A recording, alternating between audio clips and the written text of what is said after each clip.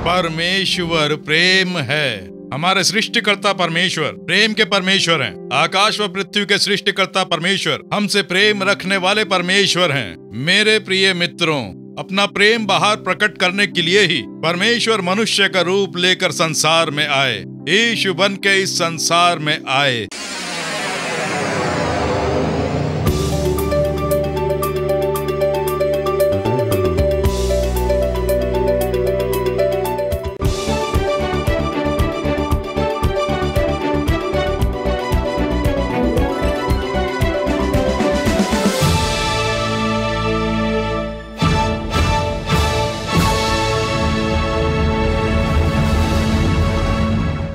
चेन्नई पेरम्बूर में यीशु छुड़ाता है द्वारा आयोजित छुटकारे के महोत्सव में भारी संख्या में लोगों ने भाग लेकर परमेश्वर से आशीष प्राप्त की। और अब चमत्कार पाने वाले अनुभवों की गवाही आइए सुने उन्हीं की ज़बानी। मैं गर्भाशय का ऑपरेशन कराने जब गई तो मुझे इंजेक्शन लगाया, मेरा काफी सारा खून बह गया और रात को जब मैं सोई तो सुबह मुझसे उठा ही नहीं गया। मैंने रो रो कर प्रार्थना की। मैं बहुत डर रही थी कि कहीं मैं मर न जाऊं, लेकिन यहाँ ऐसा लगा जैसे मेरे पेट में कुछ उतर रहा है। जो मेरे दर्द था वो दर्द अब नहीं आएगा, मत डर, ऐसा लगा जैसे कोई बोल रहा है। ये कितने सालों से था? 16 सालों 16 साल से रीढ़ की हड्डी में दर्द था। यीशु ने वो दर्द दूर कर दिया। हालेलुया कहिए। और अब भाई मोहन सिंह लाजरस के द्वारा छुटकारे के सुसमाचार का प्रचार सपरिवार सुनकर आशीष पाएं। पवित्र लूका रचित सुसमाचार 19वां अध्याय उसके पहले 4 वचन पढ़कर सुनाता हूँ। वह यरीहो में प्रवेश करके जा रहा था। वहाँ जक्कई नाम का एक मनुष्य था जो चुंगी लेने वालों का सरदार था और धनी था। वह यीशु को देखना चाहता था कि वह कौन सा है, परंतु भीड़ के कारण देख न सकता था क्योंकि वह नाटा था। तब उसको देखने के लिए वो आगे दौड़कर एक गुल्लर के पेड़ पर चढ़ गया क्योंकि यीशु उसी मार्ग से जाने वाला था। यीशु यरीहो नाम के नगर से होते हुए जा रहे थे। यीशु इस नगर से होते हुए जा रहे हैं, ये समाचार सुनते ही लोगों की भीड़ जमा होने लगी। जहाँ जहाँ यीशु जाते वहाँ बड़ी भीड़ उनके पीछे हो लेती। ऐसा बार बार बाइबल में कहा गया है। मत्ती 5वें अध्याय का पहला वचन, मत्ती 8वें अध्याय का पहला वचन, मत्ती 14वें अध्याय का 14वां वचन। हर एक वचन में यीशु जहाँ जाते वहाँ एक बड़ी भीड़ पीछे हो जाती क्योंकि वो लोगों के लिए चमत्कार किया करते थे, लोगों के आंसू पोंछते थे, बीमारों को चंगा करते थे, शैतान के चंगुल से लोगों को छुटकारा दिलाते थे। प्रभु लोगों के बीच भला करते हुए फिर रहे थे, इसीलिए आवश्यकता वाले लोग वहां जमा हो जाते थे। तो यीशु जब यरीहो नगर से होते हुए जा रहे थे तो यीशु को देखने के लिए एक बड़ी भीड़ आने लगी। यीशु को देखने के लिए एक बहुत भारी भीड़ वहां जमा हो गई। उस नगर में जक्कैया नाम का एक मनुष्य था। वो चुंगी लेने वालों का सरदार था, चीफ टैक्स कलेक्टर। कर वसूलने वाले एक बड़े अधिकारी के रूप में वो कार्य करता था। उस समय रोमन सरकार में एक अधिकारी के रूप में वो कार्यरत था। केवल इतना ही नहीं, वो बहुत बड़ा धनी था। आज मनुष्य संसार में 2 कार्यों की खोज में रहता है, एक है पदवी या फिर पैसे, और ये दोनों ही उसके पास थे। मनुष्य उसी में ही अपनी सुख शांति समाधान खोजता है। पदवी चाहिए, पैसा चाहिए, हम सुखी रहेंगे, ऐसा मनुष्य सोचता है। ये दोनों ही उसके पास थे, लेकिन उसे शांति नहीं थी, ना ही कोई समाधान था। उसके मन में एक अजीब सी उलझन सी दिखाई देती थी। और उसी परिस्थिति में यीशु उस नगर से होते हुए जा रहे हैं। जैसे ही ये समाचार उसने सुना, क्योंकि यीशु के बारे में उसने काफी कुछ सुना था, वह कैसा दिखता है ये जानने के लिए खोजने लगा कि यीशु कैसा है, वह लोगों में कैसे घुलता मिलता है, वह लोगों के लिए क्या करेगा। यीशु के बारे में बहुत सुना है, मैं भी उसे देखना चाहता हूँ, इस अपेक्षा से आता है। वह एक बहुत ही नाटा मनुष्य था। यीशु के चारों ओर भारी संख्या में लोग यीशु को देखने के लिए चारों तरफ खड़े थे, इसीलिए ये लोगों की भीड़ में से यीशु को देख नहीं पा रहा था। कुछ भी करके यीशु को देखना है, वो इसी आवेश में यीशु जिधर से जा रहे थे वो उससे आगे दौड़ गया कि इसी रास्ते से यीशु जाएंगे, इसलिए आगे दौड़कर वहाँ एक बड़ा गुल्लर का पेड़ था। उस पेड़ के ऊपर चढ़कर वो बैठ गया। बहुत बड़ा धनी, सरकार में बहुत बड़ी पदवी पर ऑफिसर का काम करने वाला, वो पेड़ के ऊपर चढ़कर बैठा हुआ है। उसे किसी बात से कोई लज्जा नहीं हुई। बस यीशु को मैं देखना चाहता हूँ। सब लोग उसके बारे में बहुत बोलते हैं। वो कैसा दिखता है, वो कैसा है, उसके बारे में जानना है। इस लालसा से वो पेड़ के ऊपर चढ़कर प्रतीक्षा करता है। यीशु उस रास्ते से होते हुए आ रहे हैं। पेड़ के ऊपर से देखने पर यीशु का चेहरा ठीक से देखना मुश्किल था। पेड़ के ऊपर से चेहरा कैसे देख पाएंगे? कुछ भी करके उसे देखना है, इसी प्रतीक्षा में था। और यीशु जब वहां से निकल रहे थे, वो उस जगह पर रुक गए। उसे देखने के लिए कोई मनुष्य पेड़ के ऊपर चढ़कर बैठा है। यीशु ये बात जान गए। उसका नाम जकैया है, ये बात भी यीशु जान गए। प्रभु उस जगह पर खड़े हो गए। यीशु को किसी ने नहीं बताया कि कौन बैठा है। एक मनुष्य तुम्हें देखने के लिए इस पेड़ पर चढ़कर बैठा है, उसका नाम जकैया है। इस प्रकार किसी ने भी यीशु को नहीं बताया कि कोई ऊंचे स्थान पर बैठा हुआ है। यीशु आके रुकते हैं और ऊपर की ओर देखते हैं। वो अपना चेहरा उसे दिखाते हैं। यीशु को देखने की जिसे लालसा थी, यीशु उसे अपना चेहरा दिखाते हैं। केवल इतना ही नहीं, प्रभु कह रहे हैं, नाम बोलकर पुकारते हैं, जकैया जल्दी नीचे उतर कर आ। आज मैं तेरे घर ठहरना चाहता हूँ। मैं तेरे घर आ रहा हूँ। तेरे घर में मैं रुकूंगा, ऐसा यीशु कह रहे हैं। और उसे विश्वास नहीं हो रहा था। आश्चर्यचकित होता है, संतुष्ट भी होता है। प्रसन्नता से पेड़ से नीचे उतरकर यीशु को अपने घर बुलाकर लेकर जाता है। उसी समय एक कार्य होता है। वहाँ रहने वाले लोग, उस नगर के लोग कहते हैं, वो भी कुड़कुड़ाकर, कि इसके घर यीशु जा रहा है। क्या इसके घर यीशु को जाना चाहिए? ये तो एक पापी मनुष्य है, बेईमानी से कमाई करता है, लोगों से रिश्वत लेता है। ये सरकार में एक बड़ा अधिकारी बनकर लोगों से बेईमानी से कर वसूल कर उन्हें धोखा देता है, दूसरे लोगों की संपत्तियों को हड़पता है। इस प्रकार से नगर के लोग उसके बारे में बुरा बुरा बोलते हैं। इसीलिए पवित्र शास्त्र में कहा है, वो नाटा था। केवल इतना ही नहीं, नगर के लोगों द्वारा दुत्कारा गया था, इसीलिए लोगों की भीड़ में घुस नहीं पाया। लोगों द्वारा इतनी बुरी तरह से दुत्कारा गया था, लोगों ने उसे वहां से भगा दिया था कि तू एक पापी मनुष्य है, बेईमानी करके कमाई करता है, हमसे बेईमानी से कर वसूलता है बोलकर हम पर अन्याय करके पैसे छीनता है। तू एक बहुत ही धोखेबाज है, हमें तूने धोखा दे देकर संपत्ति जमाई है, तू यहाँ मत आना बोलकर लोगों ने उसे भगाया। इसलिए उस नगर में कोई भी उसे पसंद नहीं करता था। उसके पापों के कारण सब उससे नफरत करते थे। उससे प्रेम रखने वाला कोई नहीं था, ना ही कभी कोई उसके घर जाता था। कोई भी उससे बात नहीं करता था। वो उस नगर में बिल्कुल अकेला पड़ गया था। सब लोगों ने उसे बुरी तरह दुत्कार दिया था। उसे चाहने वाला कोई नहीं था और यही बात उसे अंदर अंदर खाई जा रही थी। इतना पैसा होने से क्या फायदा, इस पदवी के होने से क्या फायदा, सब मेरे बारे में बुरा भला बोलते हैं, कोई मुझे पसंद नहीं करता है, हर कोई मुझे दुत्कारता है, मुझे चाहने वाला कोई नहीं है। इस प्रकार से एक खाली हृदय उसका था। तभी यीशु उससे भेंट करके कहते हैं, मैं तेरे घर चलूंगा, भले ही तुझे कोई भी न चाहे। जकैया, मैं तुझसे प्रेम रखता हूँ, मैं तेरे घर चलूंगा। कोई तेरे घर नहीं आता है तो क्या हुआ, मैं तेरे घर चलूंगा। जब यीशु ने ऐसा कहा तो उसके मन को बहुत आश्चर्य होता है, बहुत ही प्रसन्नता होती है। उसके घायल हृदय को सांत्वना मिलती है। यीशु कैसा है जो ये देखना चाहता था, उसे ये बताते हैं कि यीशु कैसा है। वो बहुत ही स्नेही है, वो बहुत स्नेही है। मेरे जैसे पापी से भी स्नेह रखने वाला, प्रेम रखने वाला यीशु प्रभु है। सबसे पहले उसने यही बात जानी, हम देखते हैं। मेरे प्रिय मित्रों, परमेश्वर कैसे हैं? हमारे सृष्टिकर्ता परमेश्वर कैसे हैं?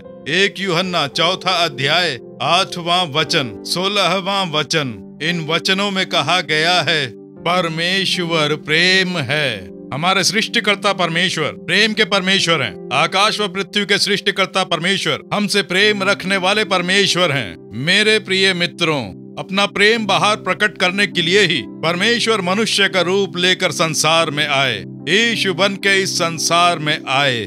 इसलिए 1 यूहन्ना 4 अध्याय उसका 9वां वचन कहता है, परमेश्वर हमसे प्रेम रखता है वो इससे प्रकट हुआ कि परमेश्वर ने अपने इकलौते पुत्र को जगत में भेजा। यीशु ने जब इस जगत में अवतार लिया तो परमेश्वर का मनुष्य पर जो प्रेम है वो बाहर प्रकट हुआ। आपके ऊपर रखा उनका प्रेम बाहर प्रकट हुआ। आपके ऊपर जो परमेश्वर ने प्रेम रखा वो प्रकट हुआ। वो आपसे प्रेम रखते हैं, वो आपको चाहते हैं। यीशु आपसे प्रेम रखते हैं। मुझे चाहने वाला कोई नहीं, मुझसे सच्चा प्रेम करने वाला कोई नहीं, मुझे समझने वाला कोई नहीं। मैं एक अनाथ की तरह हूँ। सब लोगों के होते हुए भी प्रेम से वंचित रहने की परिस्थिति का आभास कर रहा हूँ, ऐसा आप सोच सकते हैं। यीशु आपके कंधे पर हाथ रखकर, मेरे बेटे मैं तुझसे प्रेम रखता हूँ, मेरी बेटी मैं तुझसे प्रेम रखता हूँ। अपने इस प्रेम का आभास कराने के लिए ही परमेश्वर मनुष्य का रूप लेकर जगत में आए। इसीलिए यूहन्ना 3:16 में पढ़ते हैं, क्योंकि परमेश्वर ने जगत से ऐसा प्रेम रखा कि उसने अपना इकलौता पुत्र दे दिया, ऐसा वचन कहता है। हमारे ऊपर रखा प्रेम बाहर प्रकट करने के लिए यीशु बनकर वो जगत में आए। उनका प्रेम कैसा है, वो किन के ऊपर प्रेम रखते हैं, उनका प्रेम किस प्रकार का है, कुछ देर के लिए उसका ध्यान करके हम प्रार्थना करेंगे। पवित्र शास्त्र को जब ध्यान से पढ़ते हैं तो वो सबसे प्रेम रखते हैं, इस प्रकार से हम देख सकते हैं। मरकुस 10वां अध्याय 13 से लेकर 16वें वचन तक पढ़कर देखें। यीशु जब एक स्थान पर थे तो लोग अपने बालकों को लाने लगे ताकि बच्चों के ऊपर हाथ रखकर यीशु उन्हें आशीष दें। ऐसा बोलकर बच्चों को लेकर आते हैं। अनेक माताएं जब अपने बच्चों को वहां लाने लगी तो चेले उन्हें देखते हैं, ये क्या छोटे छोटे बच्चे, इससे डिस्टरबेंस होगा, ये बच्चे यीशु को परेशान करेंगे, इन्हें मत लाओ, थोड़ा दूर खड़े रहो, बच्चों को लाकर यीशु को परेशान न करो। ऐसा बोलकर चेलों ने उनको डांटा और जैसे ही यीशु ने ये देखा उनका मन पसीज गया। उनके मन को दुख हुआ कि मेरे चेले भूल कर रहे हैं, मेरे चेले मुझे सही से जान नहीं पाए। प्रभु कहते हैं, रुकावट मत डालो, छोटे बच्चों को मेरे पास आने दो, इन लोगों को, छोटे बच्चों को मेरे पास लाने दो। मैं छोटे बच्चों को आशीष देना चाहता हूँ, उन्हें रोको मत। ऐसा बोलकर जब बच्चों को लाया गया और बच्चों को उन्होंने गोद में लिया, उन बच्चों के ऊपर हाथ रखकर बच्चों को आशीष दी, ऐसा पवित्र शास्त्र कहता है। छोटे बच्चों को उन्होंने परेशानी नहीं समझा, छोटे बच्चों को बड़े प्रेम के साथ आशीष दी, ऐसा पवित्र शास्त्र कहता है। मरकुस 10वां अध्याय उसका 21वां वचन पढ़कर देखें। एक युवक यीशु के पास आता है। उसके मन में अनंत जीवन पाने की एक लालसा थी। मृत्यु के बाद स्वर्ग लोक में मोक्ष में प्रवेश करके रहने की उसकी आशा थी। वो एक अनंत जीवन प्राप्त करना चाहता था। यीशु के पास आकर अनंत जीवन का अधिकारी होने के लिए मैं क्या करूं, ऐसा पूछता है। यीशु उसे देखते हैं, एक सुंदर युवक, कम उम्र में उसके मन में एक बहुत ही सुंदर इच्छा थी, लेकिन उसके हृदय में पाप था, पैसों की लालच। पैसा पैसा पैसा, बहुत पैसा कमाना है, वही उसका सबसे बड़ा लक्ष्य था। स्वर्गलोक भी चाहिए, पैसे भी चाहिए, पैसों के बिना संसार में कैसे जिएंगे, इसलिए पैसे पाने की उसके मन में बहुत लालच थी। वो इसी प्रकार से रहना चाहता है, ये यीशु जान गए। तब भी प्रभु ने उसके पापों के कारण उससे नफरत नहीं की। पवित्र शास्त्र कहता है, यीशु ने उससे प्रेम किया, उस पर दृष्टि करके उससे प्रेम किया, उसके ऊपर प्रेम रखकर। प्रेम से प्रभु कहते हैं कि तेरे अंदर अच्छा स्वभाव है, पर तुझ में एक बात की घटी है, उसे सही कर ले, ऐसा प्रभु ने उससे कहा। ऐसा हम पवित्र शास्त्र में देखते हैं। युवाओं से भी उन्होंने प्रेम रखा, युवाओं से भी प्रभु ने प्रेम किया, उनका प्रेम सबके ऊपर रहा, ऐसा पवित्र शास्त्र विस्तार से बताता है। मत्ती 14वां अध्याय उसका 14वां वचन जब पढ़ते हैं, एक बड़ी भीड़ यीशु के पास आती है और उस भीड़ को देखकर यीशु ने उसे परेशानी नहीं समझा। ये लोग आकर मुझे परेशान करेंगे, ऐसा यीशु ने नहीं माना। उन्हें देखकर वो तरस खाते हैं। क्यों पता है? क्योंकि उस भीड़ में बहुत सारे लोग बीमार थे, कुछ चल नहीं पा रहे थे, कई दृष्टिहीन थे, कई सुन नहीं पाते थे, कई लोग बोल नहीं पाते थे, कई बीमारियों से ग्रस्त अनेक लोगों को यीशु देखते हैं। वो देखकर उन्हें बहुत तरस आया। Jesus was moved with compassion. उन्होंने तरस खाकर बीमारों को चंगा किया। बीमारियों से ग्रस्त लोगों को देखकर प्रभु को तरस आया, ऐसा पवित्र शास्त्र कहता है। प्रभु ने हर एक को छू कर चंगा किया, ऐसा पवित्र शास्त्र कहता है। क्या आप बीमारी से ग्रस्त होकर आए हैं? बीमारी से ग्रस्त होने के कारण आप उदास हैं? मुझे यह बीमारी क्यों आई, इसी उलझन के साथ आए हैं? यीशु आपसे प्रेम करते हैं, आपके ऊपर वो प्रेम रखते हैं। आपको जब बीमारी लगी उसके लिए हो सकता है परिवार के लोग कुछ कारण बताएं कि तुझे शाप लगा है, किसी ने शाप दिया है, तूने ऐसा पाप किया होगा, वैसा पाप किया होगा, तेरे पापों का ही ये परिणाम है, ये सब तेरे कुकर्म होंगे। इस संसार के लोग ऐसा बोल बोल कर तुम्हें दुखी कर रहे होंगे, लेकिन यीशु जब आपको देखते हैं तो उन्हें तरस आता है कि इन लोगों की मैंने सृष्टि की, जिन लोगों की मैंने सृष्टि की वो इन बीमारियों से कष्ट उठा रहे हैं, बीमारियों से दुखी हैं। इस प्रकार से वो तरस खाते हैं। उन्होंने चमत्कार किए, चंगा किया, ऐसा पवित्र शास्त्र कहता है। यीशु ने बीमारों को क्यों चंगा किया पता है? अपने पर गर्व करने के लिए नहीं। मैं कोई भी रोग चंगा कर सकता हूँ, कैसी भी बीमारी हो मेरे पास लेकर आओ, मैं चंगा करूंगा, ऐसा यीशु ने कभी नहीं कहा। यीशु ने कभी ऐसा दावा नहीं किया। आप पवित्र शास्त्र को ध्यान से पढ़ें। मैं कोई भी रोग चंगा कर सकता हूँ, कैसी भी बीमारी लेकर आ जाओ, मैं चंगा करके दिखाता हूँ, मेरा सामर्थ्य देखो। यीशु ने कहीं भी इस प्रकार से नहीं बोला, कभी भी यीशु ने इस प्रकार से दावा नहीं किया। लोगों की भारी भीड़ में न ही स्वयं को गर्वान्वित करने के लिए सोचा, उसके लिए यीशु ने कभी चमत्कार नहीं किया। तो उन्होंने चमत्कार क्यों किए? उन्होंने तरस खाया। लोगों के ऊपर रखे प्रेम के कारण, लोगों पर तरस खाने के कारण। ओहो मेरे जन दुख उठा रहे हैं, ओहो मेरे लोग बीमारियों के कारण कष्ट उठा रहे हैं, ओहो मैंने जिन लोगों की सृष्टि की वो बीमार होकर वेदनाओं से जूझ रहे हैं। लोगों पर तरस खाने के कारण उन्होंने चमत्कार किए। इसलिए आज भी अगर कोई चुनौती देता है तो वो उस चुनौती को स्वीकारते नहीं हैं। चंगा कर सकते हो, चमत्कार कर सकते हो। यीशु इस प्रकार चमत्कार करके गर्व पाने वाले चमत्कारी प्रभु नहीं हैं। वो तरस खाने वाले परमेश्वर हैं, लोगों पर तरस खाने वाले परमेश्वर। उनका आज भी चमत्कार करने का कारण मेरा सामर्थ्य देख, मेरी महिमा देख बोलकर स्वयं पर गर्व करना नहीं है। लोगों पर रखे प्रेम के कारण वो चमत्कार करते हैं।